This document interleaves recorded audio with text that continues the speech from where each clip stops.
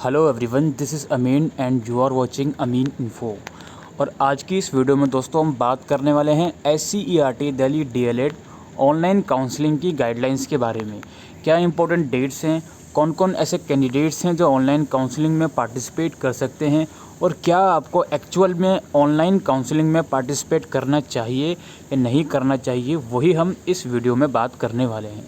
तो सबसे पहले हम डिस्कस कर लेते हैं कि जो ऑनलाइन काउंसलिंग का जो शेड्यूल है वो क्या है। तो ये SCERT की ऑफिशियल वेबसाइट है, यहाँ से हम एडमिशन शेड्यूल को डाउनलोड कर लेते हैं। तो एडमिशन शेड्यूल के अकॉर्डिंग जो आपकी ऑनलाइन काउंसलिंग होगी उसकी जो ऑनलाइन रिक्वेस्ट आपको देनी है और जो पेमेंट आपको करनी है वो करनी है आपको 10 सितंबर से लेकर 14 सितंबर तक आप ऑनलाइन काउंसलिंग के लिए 1000 रुपये की पेमेंट जो कि नॉन रिफंडेबल है और रिक्वेस्ट दे सकते हो। कहाँ से देना है? आपको अपने स्टूडेंट पोर्टल से ही देना है। स्टूडेंट पोर्टल का मतलब ये होता है कि ये जो वेबसाइट है SCERT दिल्ली की, यहाँ पे आप जाओगे अप्लाई फॉर DLED वाले लिंक पर, यहीं जाकर लॉगिन करके आपको ऑनलाइन काउंसलिंग की रिक्वेस्ट देनी है। ठीक है, तो ऑनलाइन काउंसलिंग की रिक्वेस्ट जैसे कि मैंने आपको बताया 10 सितंबर से लेकर 14 सितंबर तक आप लोग दे सकते हो। अब बात आती है ऑनलाइन काउंसलिंग में कौन कौन पार्टिसिपेट कर सकता है। देखो यार, एक तो वो बच्चा जिसका एडमिशन अब तक नहीं हुआ है दिल्ली डाइट में, किसी भी लिस्ट में नाम नहीं आया, वो पार्टिसिपेट कर सकता है। ठीक है। नंबर 2, वो बच्चे जिनका शुरू की किसी भी लिस्ट में नाम आया था 3 में, बट वो एडमिशन नहीं ले पाते किसी भी रीज़न की वजह से, तो वो भी पार्टिसिपेट कर सकता है। और अगर आप फर्दर स्लाइड करना चाहते हो, आपका एडमिशन किसी लिस्ट में नाम आया था, आपने डॉक्यूमेंट वेरीफाई करवाए हुए हैं, लेकिन आपने फ्रीज़ नहीं करी सीट, आप फर्दर स्लाइड करना चाहते हो, तो भी आप ऑनलाइन काउंसलिंग में पार्टिसिपेट कर सकते हो। 16 सितंबर को वेबसाइट पर लिस्ट आएगी कि किन किन बच्चों ने ऑनलाइन काउंसलिंग में पार्टिसिपेट किया है। 16 सितंबर को वेबसाइट पर उसकी लिस्ट आएगी। फिर 16 सितंबर को ही पहली लिस्ट डिक्लेयर होगी कि कौन कौन बच्चे का एडमिशन जो है इसमें फ़र्स्ट राउंड में ऑनलाइन काउंसलिंग की हुआ है। और बाकी के फिर जिन जिन बच्चों का नाम आएगा उसको फिर सेम प्रोसीजर फॉलोअप करना पड़ेगा कि 1800 रुपये की पेड एडमिशन फ़ीस पे करके और कॉलेज जाके डॉक्यूमेंट वेरीफाई करवानी होंगे।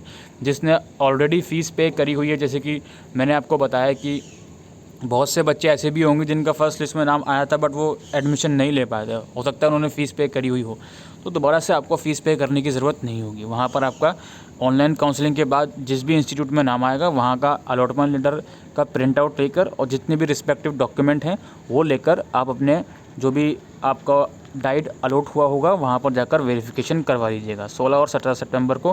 फिर उसके बाद 21 सितंबर को ऑनलाइन काउंसलिंग की सेकंड लिस्ट आएगी। देन 28 सितंबर को फर्दर नोटिफिकेशन बताई जाएगी कि अब भी क्या सीट खाली हैं या नहीं। ये तो हो गई हमारी बात कि ऑनलाइन काउंसलिंग का शेड्यूल क्या है और कौन कौन इसमें पार्टिसिपेट कर सकता है। पार्टिसिपेट करने का प्रोसीजर सिंपल सा है, अपने पोर्टल में जाकर 1000 रुपये की फ़ीस आपको पे करनी होगी 10 तारीख को। Then you will participate in online counselling. अब एक और बहुत ही इंपॉर्टेंट चीज़ है, वो ये है कि क्या आपको एक्चुअल में ऑनलाइन काउंसलिंग में पार्टिसिपेट करना चाहिए या नहीं करना चाहिए। इसके लिए 2 चीज़ें आपको चेक करनी है। पहली चीज़ तो आपको दिमाग में ये रखनी है कि यार कौन कौन से ऐसे कॉलेजेस हैं जिसमें मैं इंटरेस्टेड हूँ एडमिशन में। ठीक है, कौन कौन से ऐसे कॉलेजेस हैं जिसमें मैं इंटरेस्टेड हूँ एडमिशन के लिए। अब यार ऑनलाइन काउंसलिंग का मतलब ये तो नहीं है कि जितने भी बच्चे पार्टिसिपेट करेंगे सबको एडमिशन मिल जाएगा। ऑफ कोर्स ही बात है, उसमें भी मेरिट के थ्रू ही आपको एडमिशन मिलेगा कि आपकी रैंक कितनी है, वो डिपेंड करता है सारे फैक्टर्स। तो पहली चीज़ तो आपको ये देखनी है कि जो कॉलेजेस जिन जिन कॉलेजेस में मैं इंटरेस्टेड हूँ, क्या उन कॉलेजेस का प्रेफरेंस मैंने फॉर्म फिल करते टाइम ऐड किया था। देन दूसरी चीज़ आपको ये देखनी है कि उन कॉलेजेस की मिनिमम और मैक्सिमम रैंक कितनी है। अब रैंक देखने के लिए आपको वेबसाइट पर आना है। ऊपर आप आओगे तो यहाँ पर आपको सीट अलॉटमेंट का एक ऑप्शन मिलेगा, इस ऑप्शन पर आप क्लिक करोगे। इस ऑप्शन पे क्लिक करने के बाद यहाँ पर आप देख सकते हो राइट साइड में कि यहाँ पर आपको कट ऑफ मिलेगी। ठीक है, एक तो एडमिशन लिस्ट है यहाँ पे DLED की, DPSC की, एक आपको कट ऑफ का PDF मिलेगा। एक इंस्टीट्यूट वाइज कट ऑफ है और एक कैटेगरी वाइज कट ऑफ है। आप दोनों PDF को डाउनलोड करोगे और इन दोनों PDF में ये देखोगे कि आपका जो भी कॉलेज में इंटरेस्ट है एडमिशन लेने के लिए, उस पर्टिकुलर कॉलेज की मिनिमम और मैक्सिमम रैंक कितनी गई थी। पहली चीज़ आप ये चेक करोगे, ठीक है, ताकि आपको एटलीस्ट ये तो आइडिया हो जाए कि अगर मैं ऑनलाइन काउंसलिंग में पार्टिसिपेट कर रहा हूँ या कर रही हूँ तो जिस कॉलेज में मुझे इंटरेस्ट है क्या उस कॉलेज में अभी भी चांसेस हैं कि मेरा एडमिशन होगा, क्या मेरी रैंक उस कॉलेज की मैक्सिमम या मिनिमम रैंक के आसपास है या नहीं है। ठीक है, और आप फिर चेक करोगे कैटेगरी वाइज कट ऑफ कि जिस कैटेगरी से मैं बिलोंग करता हूँ या करती हूँ उस कैटेगरी की मिनिमम और मैक्सिमम रैंक कितनी गई है अब तक, वो भी एक बार आप लोग चेक करोगे। ठीक है, एक तो ये चीज़ आपने चेक कर ली रैंक की। दूसरी चीज़ जो आपको चेक करनी है वो करना है सीट मैट्रिक्स। सीट मैट्रिक्स भी बहुत ज़्यादा इंपॉर्टेंट है, क्योंकि ऐसा ना हो कि जिस कॉलेज में आप एडमिशन लेने के लिए इंटरेस्टेड हो, अगर उसकी सीट्स ही फुल हो गई तब तो कुछ फ़ायदा नहीं है। देखो आज 7 सितंबर है, ठीक है, जब मैं ये वीडियो बना रहा हूँ, और एडमिशन शेड्यूल में एक बार और आपको डाउनलोड करके दिखाता हूँ। एडमिशन शेड्यूल के अकॉर्डिंग यहाँ पे देखो 7 सितंबर से लेकर 9 सितंबर तक विड्रॉवल ऑफ एडमिशन चलेगा। यानी कि 7 सितंबर से लेकर 9 सितंबर तक ऐसे बच्चे जो अपना एडमिशन विड्रॉ करना चाहते हैं वो कर सकते हैं। तो आज जो इस मोमेंट पर मैं वीडियो बना रहा हूँ और इस मोमेंट पर मैं जो सीट मैट्रिक्स आपको दिखाऊंगा, हो सकता है जिस टाइम आप ये वीडियो देख रहे हो 8 तारीख को या 9 तारीख को, उस टाइम पर आपका सीट मैट्रिक्स का डिटेल अलग हो। तो 10 सितंबर को जब भी आप ऑनलाइन काउंसलिंग में पार्टिसिपेट करना जाओगे तो आपको पहले रैंक चेक करनी है कि जिस भी कॉलेज में मैं इंटरेस्टेड हूँ उसकी मिनिमम और मैक्सिमम रैंक कितनी गई है, जिससे आपको एक आइडिया हो जाए कि आपकी जो रैंक है क्या उस कॉलेज की रैंक के आसपास है या नहीं। और दूसरी चीज़ फिर आप चेक करोगे सीट मैट्रिक्स। तो मैं सीट मैट्रिक्स पे क्लिक करता हूँ, तो यहाँ पर आपको राउंड नंबर मैं 3 चूज़ करूँगा, बिकॉज ऑफ कोर्स ही बात है थर्ड राउंड के बाद ही हम जो है अपना चेक करेंगे। डीएलएड का चेक करते हैं हम, और ग्रुप ऑल कर लेते हैं। सीट टाइप भी हम ऑल कर लेते हैं, इंस्टीट्यूट टाइप हम ऑल ही रहने देते हैं, बाकी इसको हम ऐसे ही रहने देते हैं। ठीक है, और यहाँ पे देखोगे सीट टाइप टोटल इंटेक, तो ये दिखा देगा कि किस कॉलेज में कितनी सीट्स हैं, और वैकेंसी बिफोर राउंड 3 और वैकेंसी आफ्टर राउंड 3। अब देखो राउंड 3 का जो लास्ट डेट था 6 सितंबर था, ठीक है, तो आज 6 सितंबर कल थी, आज 7 सितंबर है। तो हम देखेंगे वैकेंसी आफ्टर राउंड 3, और इस पर क्लिक करने के बाद यहाँ पे हम सबमिट पे क्लिक कर देंगे। सबमिट पर जैसे ही आप क्लिक करोगे तो नीचे आपको इंस्टीट्यूट वाइज और कैटेगरी वाइज सीट मैट्रिक्स दिखाएगा।